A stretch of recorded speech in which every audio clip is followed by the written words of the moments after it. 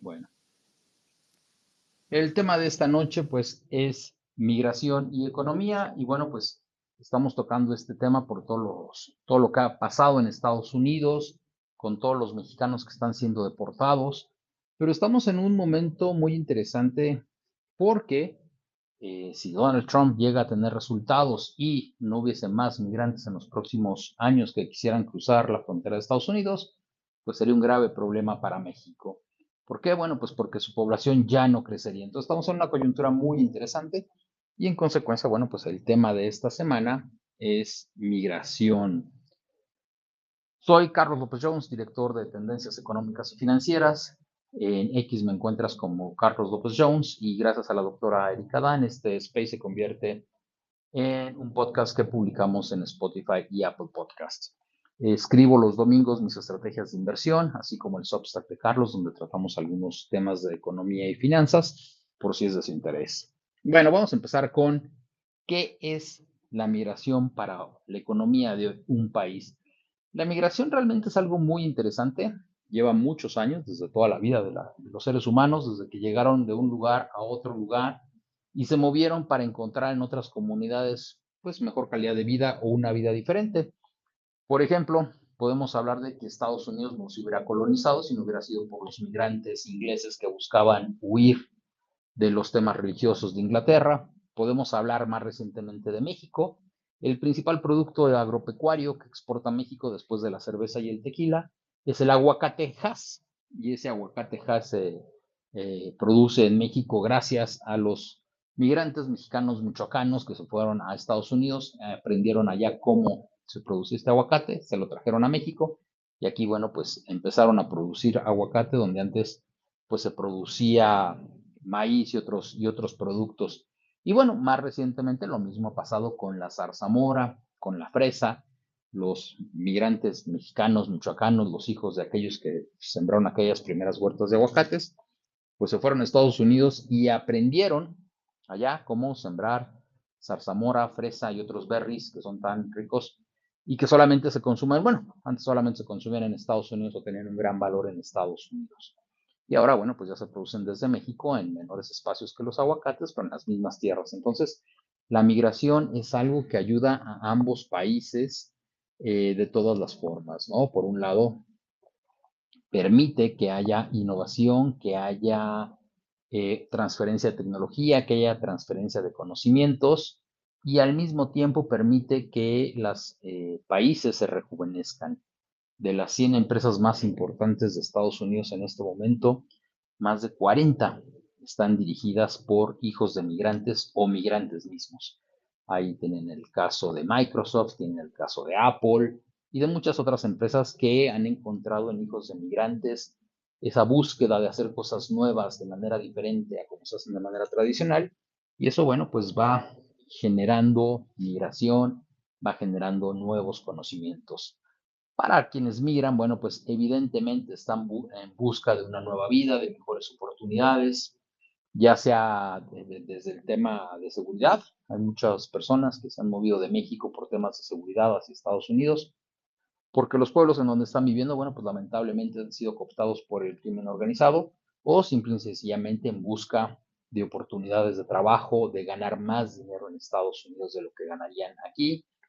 Hay que señalar que en México la hora promedio bien pagada anda en los $5, estamos hablando de 16,000 pesos, que un chavito que a lo mejor que está migrando de 18, 19 años sin grandes conocimientos, pues estará ganando alrededor de $3, $2.50 la hora en México, alrededor de 8,000 pesos mensuales, y en Estados Unidos podría estar ganando alrededor de 12, 15, 16, $18 la hora, pero en trabajos igual de baja responsabilidad, tal vez el sector agropecuario, tal vez el sector de restaurantes para alguien que va empezando.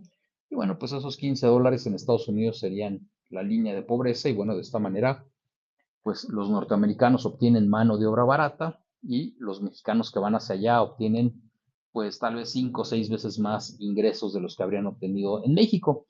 Muchas de las huertas que hoy conocemos fueron creadas con esos excedentes que poco a poco van mandando los migrantes a sus lugares de origen y bueno, pues algunos se regresan, otros no se regresan a México, Los que se quedan a vivir allá, muchos se han jubilado, incluso después de varios o de 20, 30 años de haber trabajado allá, se jubilan allá. En Estados Unidos las pensiones no son muy altas, son de más o menos 1.500, $1.800 para personas que no han tenido grandes ingresos, que no han tenido oportunidad de ahorrar de otra manera, pero bueno, pues eso ya en México son 30,000, 36,000 pesos. Entonces una persona que se jubile en Estados Unidos, aunque su jubilación no sea muy alta, bueno, pues puede vivir muy bien en México. Y si además conoce el idioma y conoce a personas que viven aquí porque eran de su tierra, porque eran sus usos y sus costumbres, bueno, pues puede disfrutar en México de una buena vejez una vez que ha trabajado en Estados Unidos durante 25, 30 años y ha obtenido evidentemente la ciudadanía en ese país y se ha hecho acreedor a obtener esa pensión, ¿no? Entonces, ambos países se ven beneficiados en cuanto a la migración se refiere. Hay países donde es muy difícil migrar. Está el caso de Japón, está el caso de China, donde culturalmente son países que nunca han aceptado a los migrantes por una mala relación con el exterior que han tenido esas naciones. Y bueno, allá tienen muchos problemas para aceptar la migración, para aceptar a los migrantes, cosa que no es el caso, por ejemplo, de Estados Unidos, que es un país que se ha construido a base de migrantes y que durante toda la vida, bueno, pues ha requerido migrantes, ya sea para mano de obra barata, ya sea para soldados para sus guerras, ya sea para conquistar el medio oeste o el oeste con mano de obra barata, con personas que buscaban aventuras, que buscaban salir adelante. Bueno, pues los migrantes han sido esas personas que han logrado esas hazañas y que se han convertido en ciudadanos norteamericanos.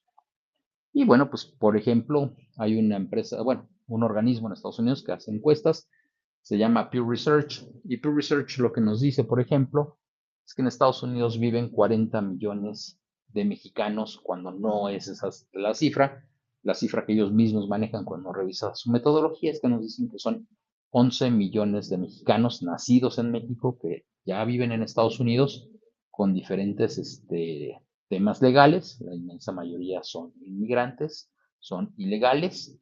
Hay algunos que han obtenido sus visas, hay otros que no las han obtenido. Hay más o menos entre 12 y 14 millones de hijos de esos migrantes y hay otros 14 millones que ya son nietos de esos inmigrantes. Es muy difícil que un hijo de un inmigrante mande dinero a México y es casi imposible que un nieto de un inmigrante mande dinero a México. Lamentablemente, pues ya sea por el tema de la parte legal, de que no puedes regresar al país, o de los costos que implica venir a visitar a tus parientes, o de lo diferentes que son las culturas una vez que se cruza la frontera, bueno, pues muchos hijos de inmigrantes dejan de visitar a sus tíos o abuelos que están en México, y bueno, pues quienes son nietos de esos inmigrantes, será muy raro que vengan al país y todavía se acuerden de sus raíces. La inmensa mayoría ya muchos ya no hablan inglés, digo español. Ahí está el caso, por ejemplo, del quarterback de Dallas, Tony Romo, cuyos abuelos eran mexicanos, pero él pues ni siquiera habla español, ¿no? Entonces, poco a poco en algunas culturas como la de Estados Unidos, los inmigrantes se van adaptando, los latinoamericanos, los asiáticos en menor medida, pero también lo logran hacer. Se van adaptando a la cultura norteamericana y bueno, pues después de 2 o 3 generaciones ya podemos decir que son parte de Gringolandia, ¿no? Que ellos sí han logrado adaptarse y que tendrán los mismos derechos, aunque todavía de acuerdo con el mismo Pew Research y con las cifras oficiales, cuando vemos tasas de desempleo, sí son marcadamente diferentes para blancos, que para latinos, que para afroamericanos, que para asiáticos. Lamentablemente, los trabajos en los que se emplean muchos latinos por falta de educación en la segunda o en la tercera generación todavía no están al nivel de alta tecnología, en donde sí hay muchos asiáticos, por ejemplo, muchos ingenieros, tanto de la India como de Corea, como de Japón, como de China, que emigran a Estados Unidos y obtienen buenos empleos en una cantidad importante, mientras que a los latinos les cuesta más trabajo, pero también tiene mucho que ver con los trabajos que desarrollan los latinos. Tanto el sector agropecuario, el sector primario, la preparación de alimentos, los restaurantes, no son trabajos que generen sueldos muy importantes, muy altos, pues porque son de bajo valor agregado. Y bueno, tiene mucho que ver en qué áreas de la economía se desempeñan los mexicanos, pero obviamente hay mucho latino que ha obtenido buenos sueldos, que ha llegado a puestos muy altos, pero no en la misma proporción de la que los obtienen los blancos, los anglosajones, y los europeos. y están a veces, dependiendo del estado, pues por encima de los afroamericanos, como es el caso de tal vez, evidentemente Florida, donde la migración cubana era de buen nivel, es muy heterogénea la migración cubana que llegó a Florida. También es de niveles cada vez más altos la migración mexicana que llega a Texas. No es el caso de California, donde es un poco más heterogénea y donde los sueldos no son tan altos para la población latina. Ahí hay una gran cantidad de mexicanos trabajando en el sector agropecuario, en el sector primario, y bueno, en consecuencia, pues sus sueldos no son tan altos. Ahora bien, ¿cuál es la coyuntura actual que hace tan interesante el punto medular? Bueno, por un lado tenemos que señalar lo que habíamos dicho. En Estados Unidos el sueldo promedio ronda los 30 a 35 dólares. En México, por hora, en México ese mismo sueldo está entre los 10 y entre los 5, que son, como les decía, 16,000 pesos mensuales. 7 dólares estaríamos hablando de 22, 25. Entonces, ya son sueldos altos para el promedio mexicano y una persona de 20 años que salga de México estará ganando alrededor de 2.50, 3 dólares. Eso por un lado. Es decir, hay un abismo entre lo que se paga en México y lo que se paga en Estados Unidos. Pero por otro lado, la fecundidad en Estados Unidos para todos los sectores, salvo el latino, cosa curiosa, y algunos sectores asiáticos, ha caído de manera muy importante. Ya la población anglosajona ya casi no está creciendo, la población afroamericana ya está descendiendo en Estados Unidos y la única manera de que la población en general en Estados Unidos siga creciendo es que acepte por lo menos a 1 millón de inmigrantes cada año, porque en Estados Unidos ya nacen y fallecen alrededor de 3 millones de personas cada año. Estados Unidos ya llegó a un punto crítico de envejecimiento de su población.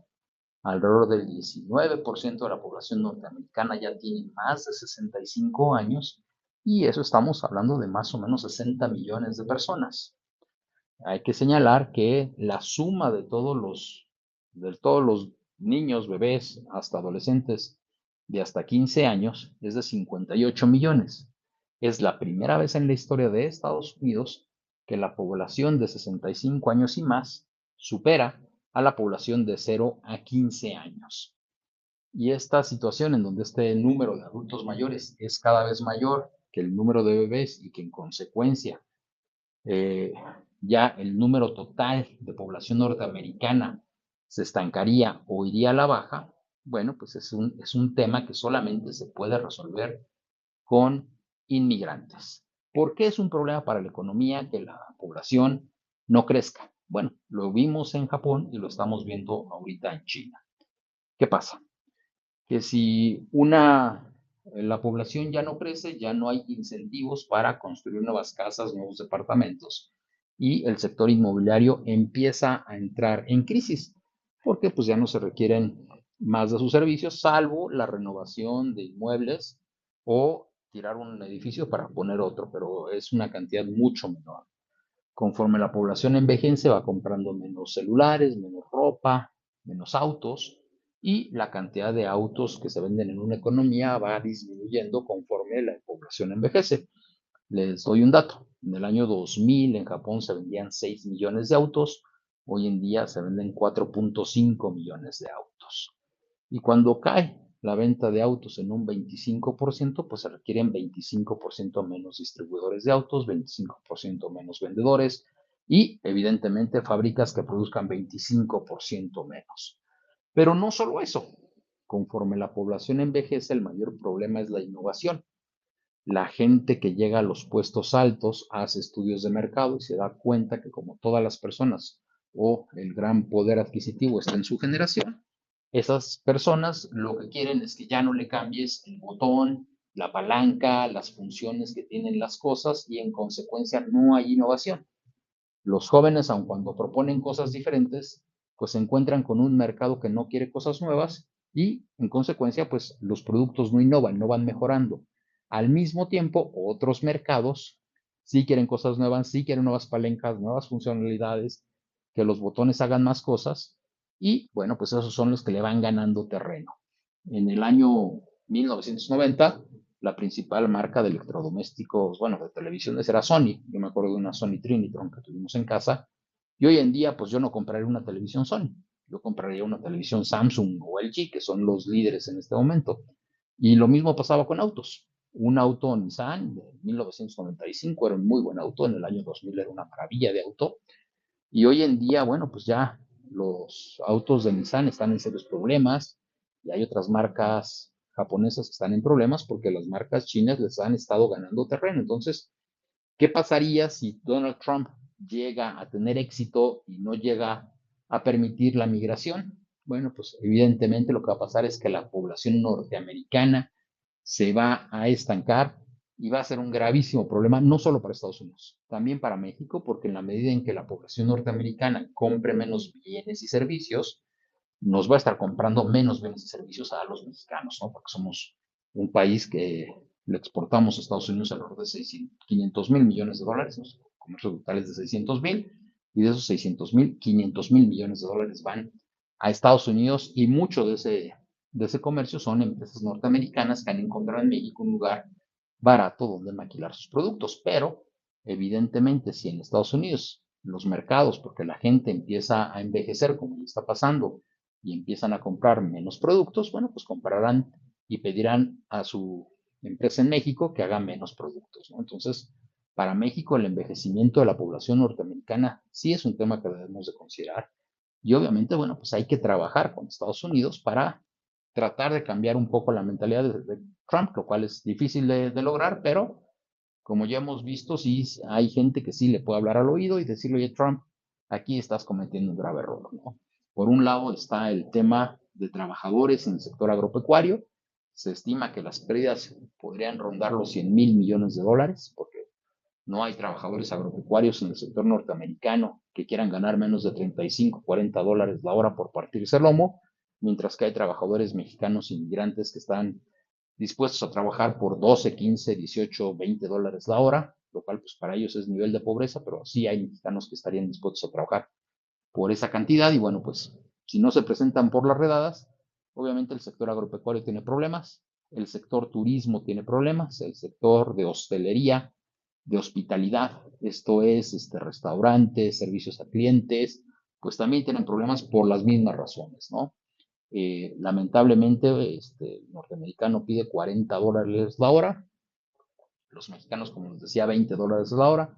¿Qué va a pasar si, como pasa en la película aquella de Un día sin mexicanos, pasase un mes o 2 o 3 meses? Bueno, pues evidentemente subirían los costos de mano de obra para todos, para muchos bienes y servicios en Estados Unidos, la inflación subiría. La inflación en este momento en Estados Unidos está muy controlada, está en 2.9, ya había llegado a 2.5, 2.6, acaba de subir a 2.9, y eso es porque algunos de los oferentes de bienes y servicios están subiendo sus precios, bueno, pues porque anticipan que los aranceles de Donald Trump van a ser una realidad y van a tener que importar producto cada vez más caro. Es el caso, por ejemplo, del jitomate mexicano, al cual se le puso un arancel del 18%. Yo creo que México tenía que haberle respondido a Estados Unidos poniéndole aranceles también a ciertos productos agropecuarios norteamericanos, pues exigiendo algo de respeto. Pero bueno, como eso no va a suceder, pues los norteamericanos tendrán que pagar un poco más por los jitomates porque no producen los jitomates suficientes, ¿no? Es una cosa muy extraña, pero bueno. Evidentemente sí habrá una merma en la cantidad de jitomates que se vendan en Estados Unidos, porque las amas de casa en Estados Unidos verán que el precio del jitomate ha subido demasiado y lo que harán es que, bueno, pues terminarán comprando un poco menos del jitomate mexicano, lo cual no es buena noticia para ellos. Es una noticia interesante para México. Vamos a ver qué hacen los productores de tomate con el tomate que les llegue a sobrar. Probablemente inundarán los mercados mexicanos y eso, bueno, pues mantendrá precios bajos del jitomate en los próximos meses mientras vemos qué hacemos, ¿no? Estados Unidos se queja amargamente de que México produce de manera desleal y por eso nuestro jitomate sale más barato que el de ellos, pero la razón es muy simple. Allá en Estados Unidos se paga 15, 18 dólares la hora, aquí en México se pagan 2, 3 dólares la hora por el mismo trabajo y obviamente, bueno, pues eso impacta en los costos. Entonces, bueno, el tema de la migración es un tema que va a seguir en los próximos meses, o bueno, por lo menos mientras esté Trump. Los norteamericanos electores no entendieron que efectivamente la minoría más grande después de los anglosajones en Estados Unidos somos los latinos, y no entendieron que quitar a los latinos pues les traería muchos problemas a su economía. Yo creo que ahora que los empiecen a ver, pues entenderán que deben de permitir que los inmigrantes latinos se hagan cargo de una gran cantidad de labores. Ojalá que esos inmigrantes tengan mejores labores para que obtengan mejores sueldos y salarios. Y bueno, pues habrá que trabajar más en Estados Unidos para quien quiera tener un mejor sueldo y salario. Para quienes quieran irse a Estados Unidos, pues sí, hay varias visas. La más barata es una de inversionista por 5 años, o si tienen algún trabajo muy especializado en áreas científicas, técnicas, pueden revisar las bolsas de trabajo norteamericanas. Hay, ¿cómo se llaman? Visas muy específicas para trabajadores de altos niveles, científicos, tecnológicos, técnicos, y bueno, pues pueden aplicar a ellas y muchas personas lo han logrado. Estamos hablando de más o menos 100,000 visas al año las que otorga Estados Unidos para trabajadores muy calificados, y estamos hablando de más de medio millón, 1 millón de visas para trabajadores no calificados, pero también hay que decirlo, como lo señalábamos hace un rato, hay más de 8 millones de mexicanos en Estados Unidos que están de forma ilegal, y bueno, se requiere otro millón de mexicanos que se vayan a Estados Unidos cada año en los próximos 5 años para que la población norteamericana no caiga en los próximos años. Entonces, pues habrá que ver Estados Unidos qué hace. Yo creo que como muchos congresistas norteamericanos ya lo han señalado, pues necesitan una amnistía, tener un gran sistema de aceptación de inmigrantes. También lo ha señalado Elon Musk. Se requieren una gran cantidad de ingenieros en computación, una gran cantidad de personas altamente calificadas para que la economía norteamericana siga creciendo de manera importante, no solo por consumo, que los inmigrantes consumen grandes cantidades de productos en Estados Unidos. Se habla de más o menos un mercado que podría ser similar al consumo de México, alrededor de $1 billón, 1 millón de millones de dólares, sino también son los impuestos que generan con ese consumo, pero sobre todo la innovación. El tener gente joven que esté consumiendo bienes y servicios obliga a las empresas a mejorar sus bienes y servicios, y eso les permite competir con otras empresas a nivel mundial. Si Estados Unidos envejece, bueno, pues muy probablemente se quedarán con sus camionetas Ford de combustión, pero el resto del mundo se moverá hacia autos chinos, buscando nuevas tecnologías, y le habrán comido el mercado a las empresas norteamericanas, como le sucedió a Sony con Samsung y LG, después de que Sony se decidió ya no seguir innovando, y Samsung y LG empezaron a innovar con aquellas teles de plasma, y recordar aquellas teles que eran ya no tan grandotas como la Sony Trinitron que había en la casa. Muchísimas gracias a todos ustedes. Soy Carlos López Jones, director de Tendencias Económicas y Financieras, y gracias a la doctora Erika Dan, este space se va a convertir en un podcast que vamos a publicar en Apple Podcasts y en Spotify. Para quienes gusten seguirme, está el Substack de Carlos, donde publico mis estrategias de inversión, y bueno, platicamos de temas de economía y finanzas. Muchas gracias.